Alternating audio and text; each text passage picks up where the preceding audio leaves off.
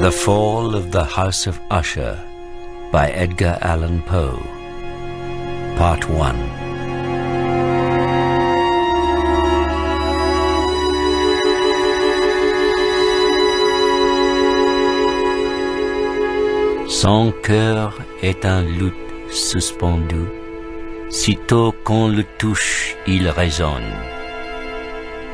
De Béranger. During the whole of a dull, dark and soundless day in the autumn of the year, when the clouds hung oppressively low in the heavens, I had been passing alone on horseback through a singularly dreary tract of country, and at length found myself, as the shades of the evening drew on, within view of the melancholy house of Usher. I know not how it was, but with the first glimpse of the building, a sense of insufferable gloom pervaded my spirit. I say insufferable, for the feeling was unrelieved by any of that half-pleasurable, because poetic sentiment with which the mind usually receives even the sternest natural images of the desolate or terrible. I looked upon the scene before me, upon the mere house and the simple landscape features of the domain, upon the bleak walls, upon the vacant eye-like windows, upon a few rank sedges, and upon a few white trunks of decayed trees, with an utter depression of soul, which I can compare to no earthly sensation more properly than to the after-dream of the reveller upon opium, the bitter lapse into everyday life, the hideous dropping off of the veil. There was an iciness, a sinking, a sickening of the heart, an unredeemed dreariness of thought, which no goading of the imagination could torture into aught of the sublime. What was it? I paused to think. What was it that so unnerved me in the contemplation of the house of Usher?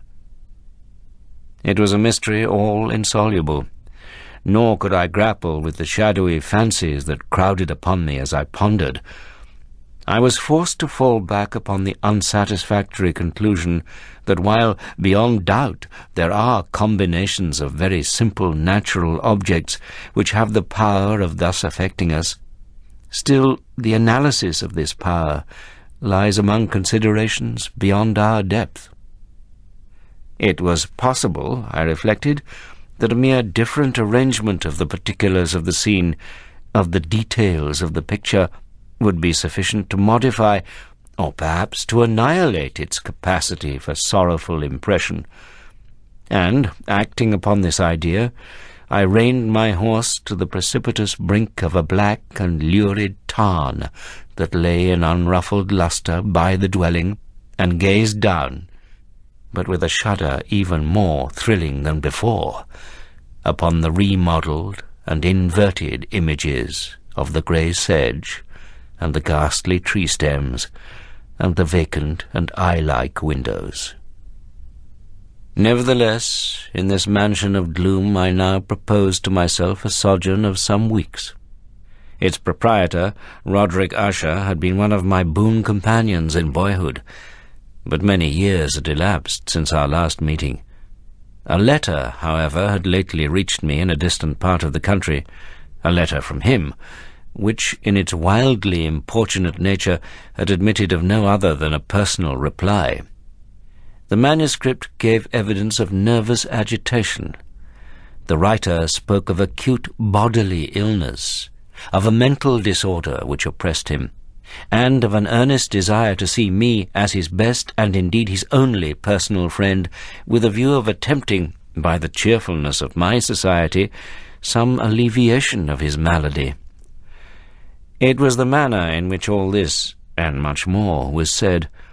It was the apparent heart that went with his request, which allowed me no room for hesitation, and I accordingly obeyed forthwith what I still considered a very singular summons.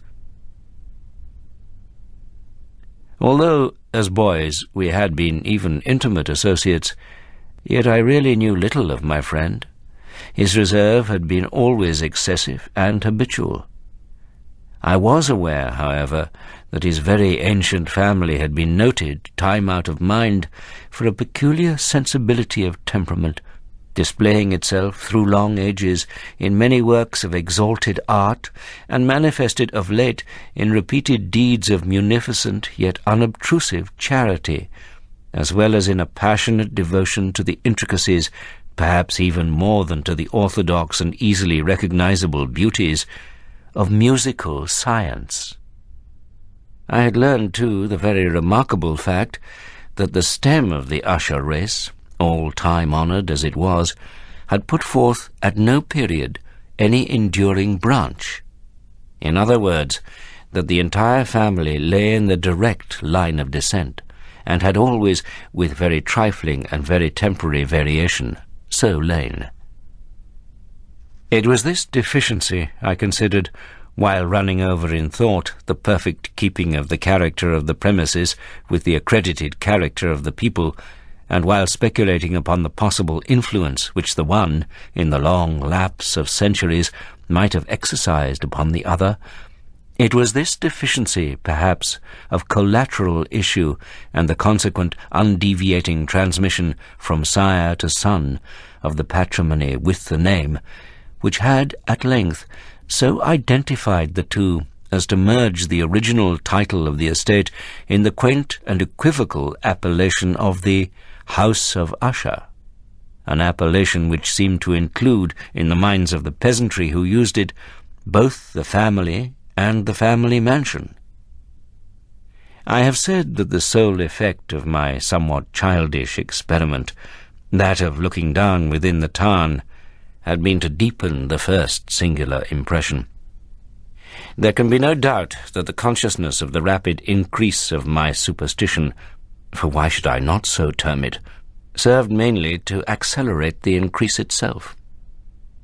Such, I have long known, is the paradoxical law of all sentiments, having terror as a basis.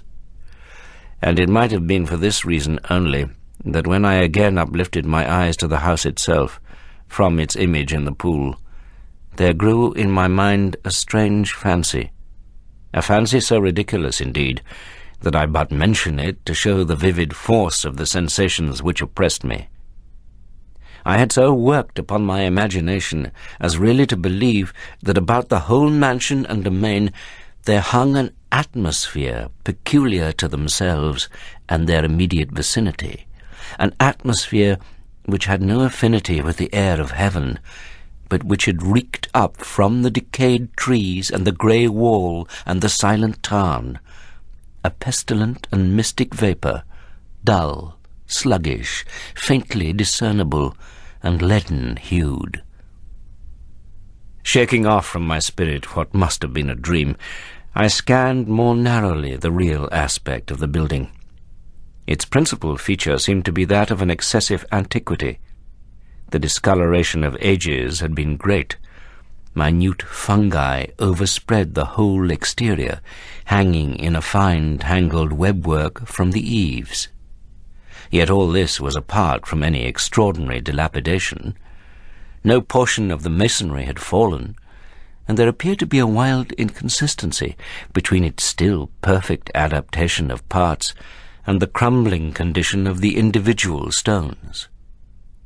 In this there was much that reminded me of the specious totality of old woodwork which has rotted for long years in some neglected vault with no disturbance from the breath of the external air.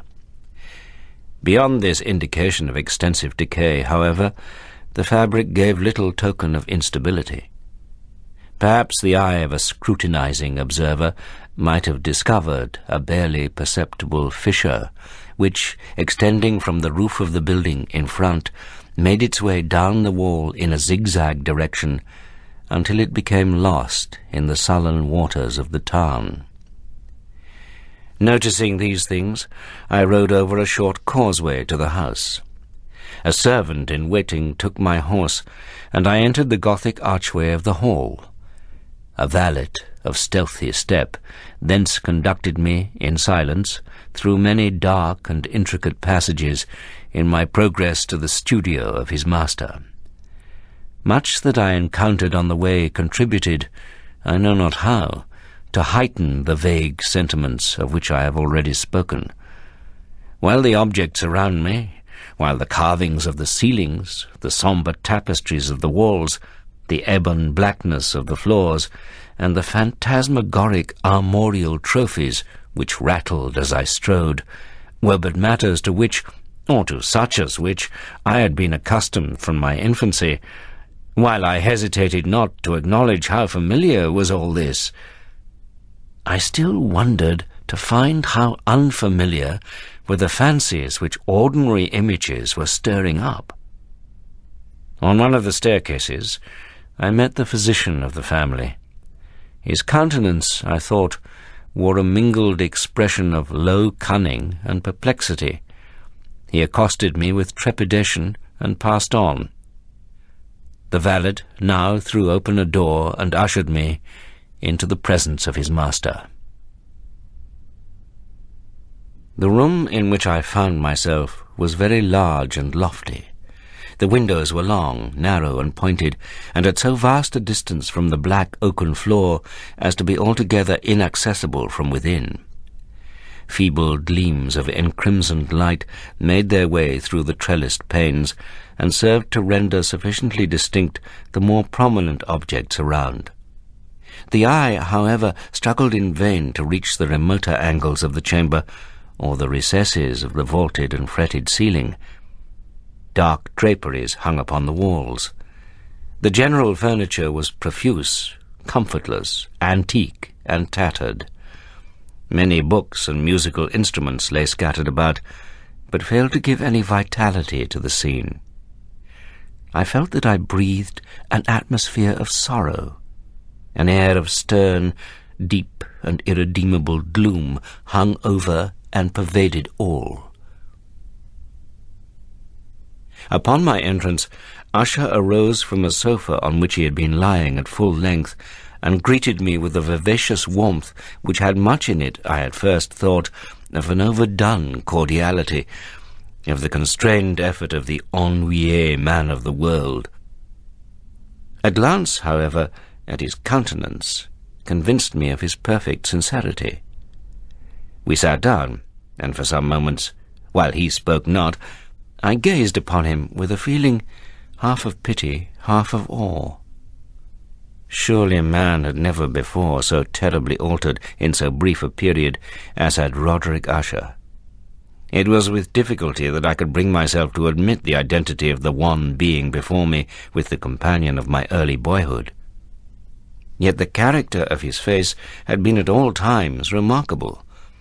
A cadaverousness of complexion, an eye large, liquid, and luminous beyond comparison, lips somewhat thin and very pallid, but of a surpassingly beautiful curve, a nose of a delicate Hebrew model, but with a breadth of nostril unusual in similar formations, a finely moulded chin, speaking in its want of prominence of a want of moral energy, hair of a more than web-like softness and tenuity.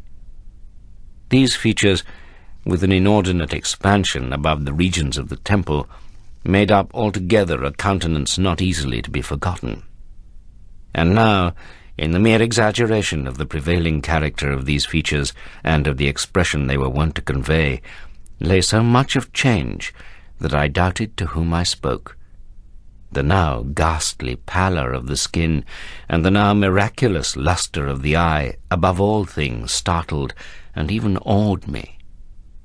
The silken hair, too, had been suffered to grow all unheeded, and as, in its wild gossamer texture, it floated rather than fell about the face, I could not, even with effort, connect its arabesque expression with any idea of simple humanity.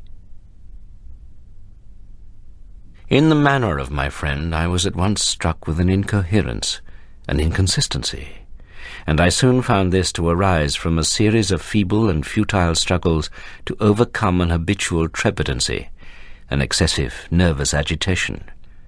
For something of this nature I had indeed been prepared no less by his letter than by reminiscences of certain boyish traits, and by conclusions deduced from his peculiar physical conformation and temperament. His action was alternately vivacious and sullen. His voice varied rapidly from a tremulous indecision, when the animal spirit seemed utterly in abeyance, to that enunciation, that leaden, self-balanced, and perfectly modulated guttural utterance which may be observed in the lost drunkard or the irreclaimable eater of opium during the periods of his most intense excitement. It was thus that he spoke of the object of my visit, of his earnest desire to see me, and of the solace he expected me to afford him. He entered at some length into what he conceived to be the nature of his malady. It was, he said, a constitutional and a family evil, and one for which he despaired to find a remedy. A mere nervous affection, he immediately added, which would undoubtedly soon pass off. It displayed itself in a host of unnatural sensations. Some of these, as he detailed them, interested and bewildered me, although perhaps the terms and the general manner of the narration had their weight. He suffered much from a morbid acuteness of the senses. The most insipid food was alone endurable. He could wear only garments of certain texture. The odours of all flowers were oppressive. His eyes were tortured by even a faint light, and there were but peculiar sounds, and these from stringed instruments, which did not inspire him with horror. To an anomalous species of terror I found him a bounden slave. "I shall perish," said he. "I must perish in this deplorable folly. Thus, and not otherwise, shall I be lost.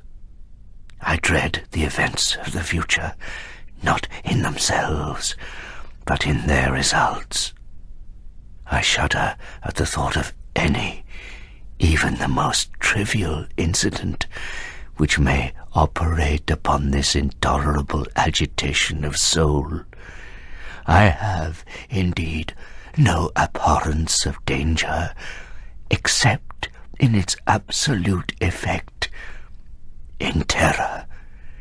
In this unnerved, in this pitiable condition, I feel that the period will sooner or later arrive when I must abandon life and reason together in some struggle with the grim phantasm, fear." I learned, moreover, at intervals, and through broken and equivocal hints, another singular feature of his mental condition.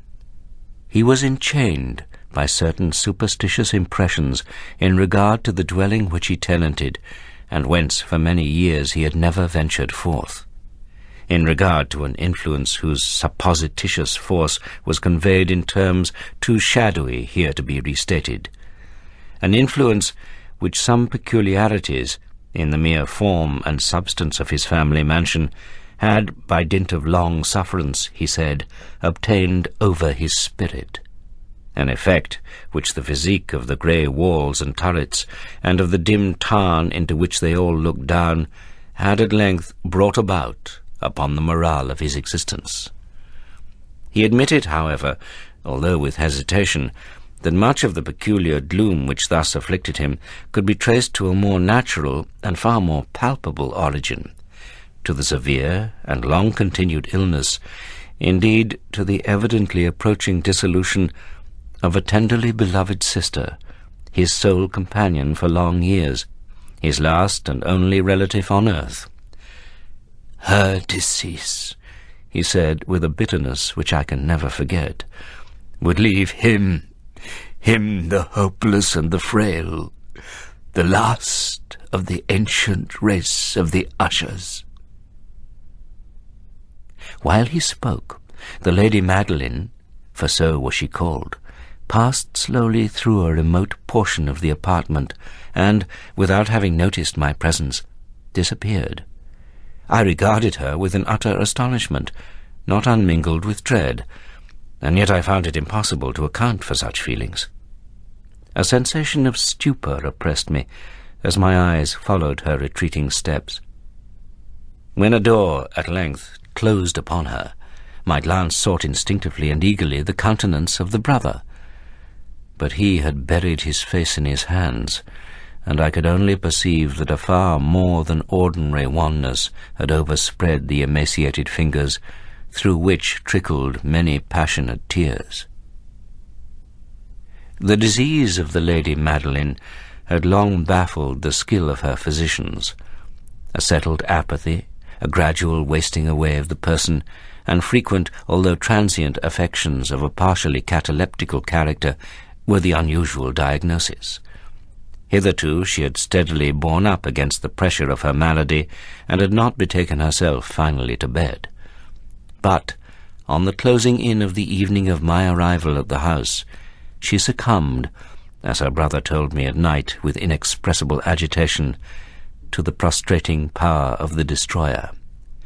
And I learned that the glimpse I had obtained of her person would thus probably be the last I should obtain, that the lady, at least while living, would be seen by me no more. For several days ensuing, her name was unmentioned by either Usher or myself, and during this period I was busied in earnest endeavours to alleviate the melancholy of my friend.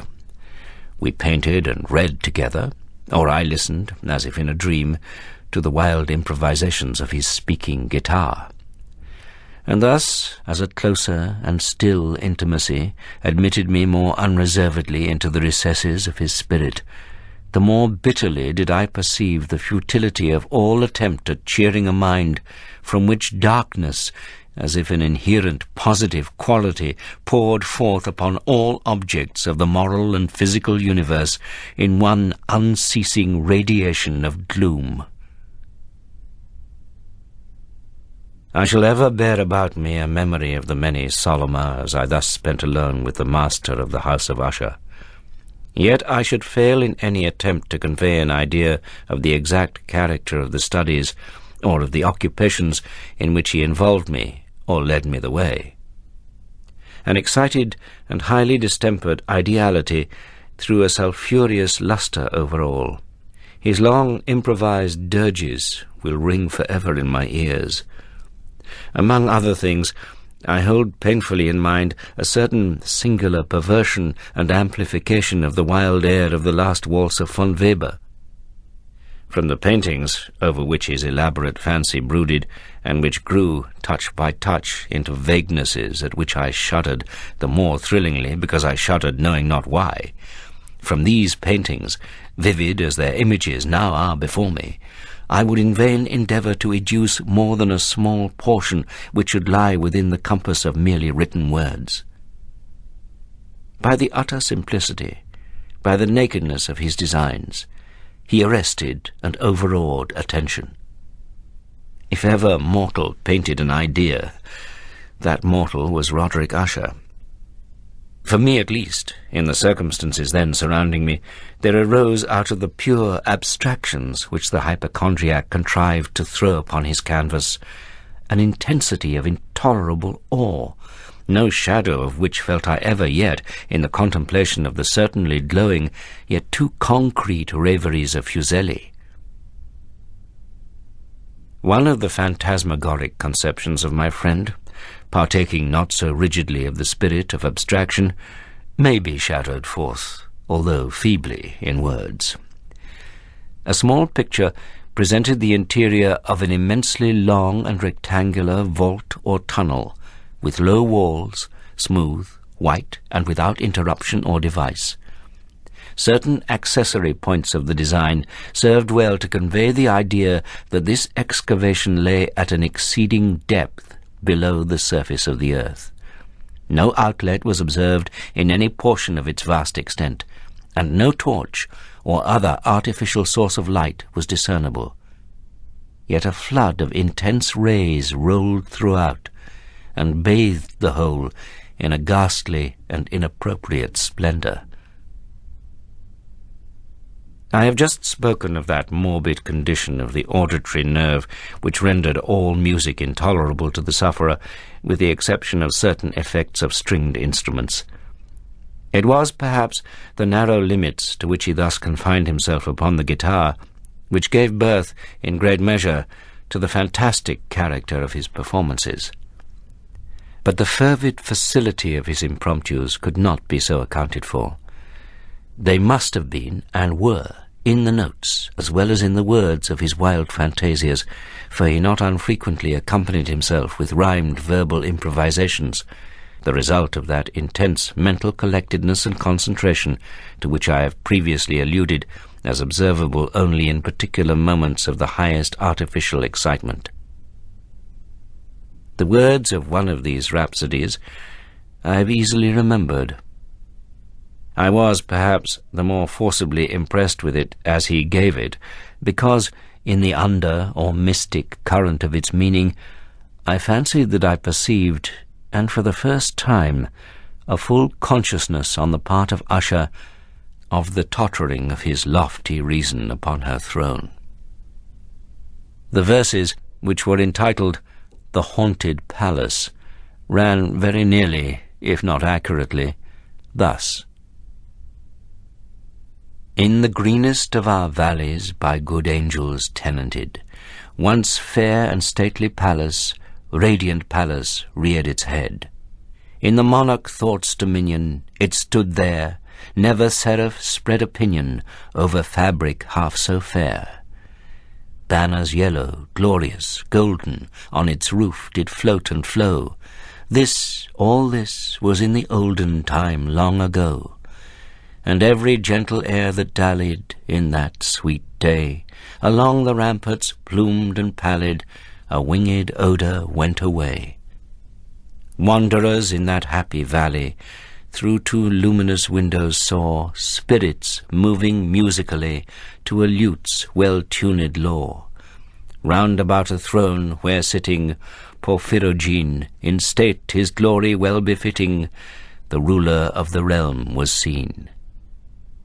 And all with pearl and ruby glowing was the fair palace door, through which came flowing, flowing, flowing, and sparkling evermore, a troop of echoes whose sweet duty was but to sing, in voices of surpassing beauty, the wit and wisdom of their king.